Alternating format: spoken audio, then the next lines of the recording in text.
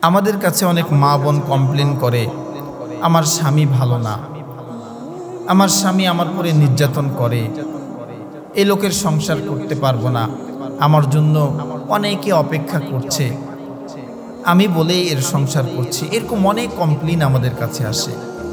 যাদের এরকম কমপ্লেন তাদেরকে বলবো, আপনি স্বামীর সংসারে আছেন বলে এখন অনেককেই পাশে পাচ্ছেন, বন্ধু বান্ধব, আত্মীয় স্বজন, ভাই বোন, বাবা মা, অনেককেই পাশে পাচ্ছেন।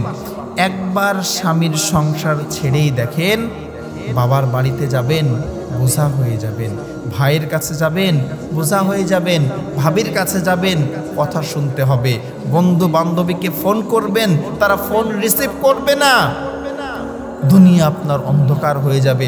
আপনি তখন বুঝবেন যে এই দুনিয়াটা কত নিষ্ঠুর। আপনি আপনার স্বামীর বাড়িতে আছেন, এখানেই সম্মানে আছেন, হয়তো বা সাময়িক কষ্ট হচ্ছে, আল্লাহর কাছে দোয়া করবেন স্বামীর জন্য যে আল্লাহ আমার স্বামীকে তুমি ভালো বানিয়ে দাও। আপনার স্বামী কতটা খারাপ, ফেরাউনের মতো তো খারাপ না।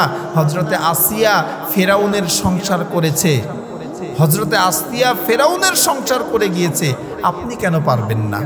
এজন্য স্বামীর জন্য দোয়া করবেন আর সবর জামিল এখতিয়ার করবেন, ধৈর্য ধারণ করবেন, আল্লাহর কাছে দোয়া করবেন। আমরাও দোয়া করি আল্লাহ আপনার সাংসারিক জীবনের সুখ শান্তি দান করুন, আমিন।